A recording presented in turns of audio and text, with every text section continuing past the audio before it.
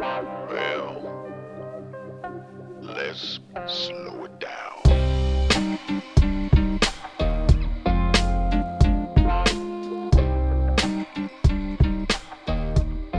When I was 12 years old, I started dabbling in the stock market and played around a little day trading some stocks with the help of my mother and her knowledge of investments and this stock market thing. It included amounts of money that sounded so big to my 12-year-old mind they were of mythical proportions. But it wasn't more than a few months after beginning this money-making process that I realized I was interested in business. Like, very interested in business. By the time I turned 13, I got this idea in my head that I would try to start a new business of some sort every 12 months. The first thing I did was sell old, used books on eBay. When I got tired of doing that, I thought it'd be much more fun to sell paintball gear and video games instead. But I ended up losing an average of something like $400 a day. After about a month of that, my parents told me that $400 a day was a lot of money for a 14-year-old to lose. Now, I don't know about you, I'm not 14 anymore, and $400 a day is still a lot of money to lose. After I shut that operation down, I tried to find the right kind of business to start. My first problem was I was 14 years old. My second problem was I was a 14-year-old kid who didn't have enough money to just buy a bunch of stuff to resell it on eBay like I had done before.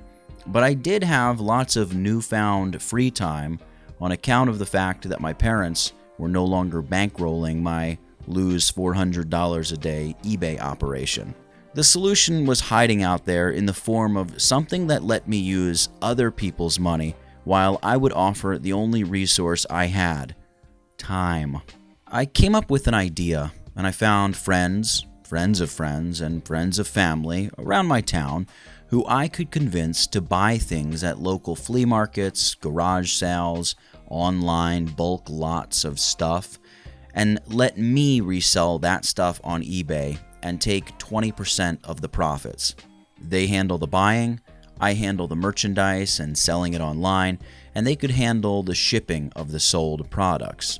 They did a little work, I did a lot of work, and they made some extra money with that little work. The whole operation worked pretty well.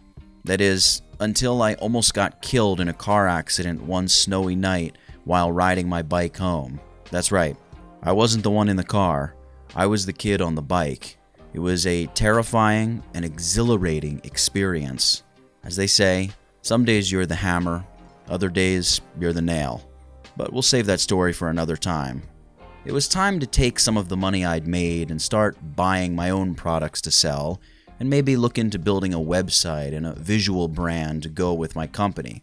A quick side note, my company was really just myself in my bedroom with a computer, but I always talked a big game, so I only referred to it as my company. I had been dabbling in Photoshop since the release of Photoshop 4.0. I think it was around the mid-90s. I found it on my parents' computer when I was a youngster, but now I was serious about learning how to use these programs. So I found Photoshop, Adobe Illustrator, and I even used Microsoft's then WYSIWYG website builder tool called Microsoft Front Page. Yuck. I threw myself into these applications and worked when I could and played with these programs, searched up and down the internet looking for tutorials, articles, magazines, really anywhere that I could find info on how to use these tools. The more I learned about both web design and graphic design, the more I got interested in photography and filmmaking too. I was already doing lots of really crappy product photography. I knew my businesses in the future would all need logos and websites and probably some graphical stuff designed for them as well.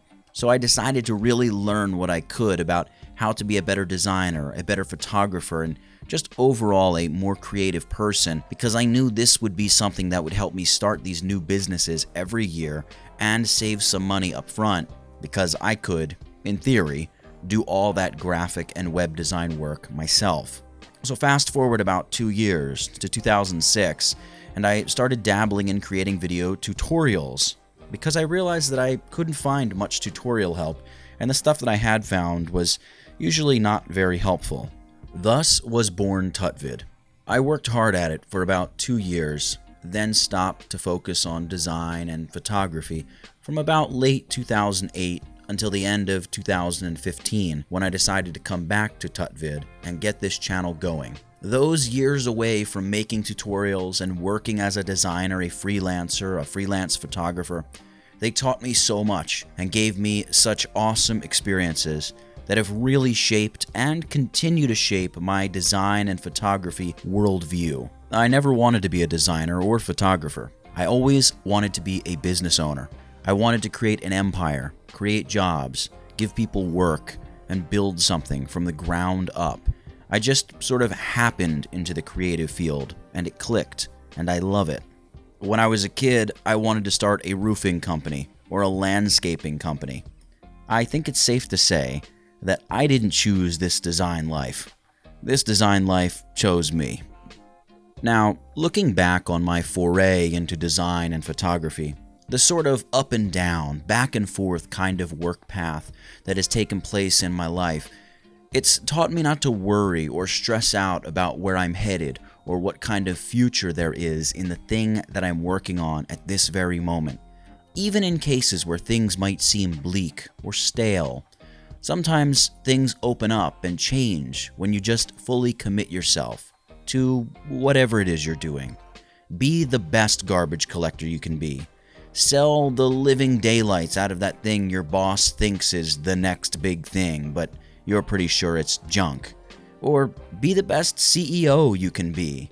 You never know what's right around the corner. Remember, I was dabbling in the stock market when I was 12 years old. Then I wanted to start a website that would compete with Amazon.com. That was before I came to my senses.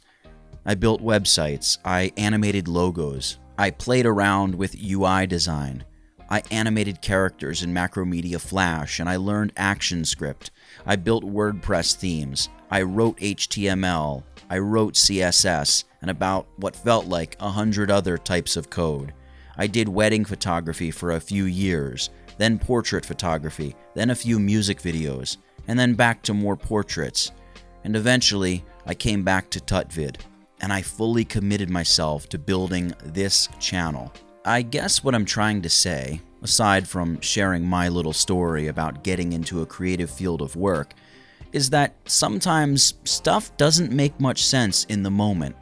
And thankfully for me, I was too naive to be concerned or worry about a future in what I was doing. I just threw myself into it with that youthful exuberance and let the chips fall where they may. It was crazy, and would be even crazier for the person married with a couple kids and maybe a steady or boring job. But sometimes crazy is just what you need. Be different. Don't be afraid to stand out and buck the system. Look for those little pockets of chaos where nobody wants to venture. In those scary places lies the treasure that we call success.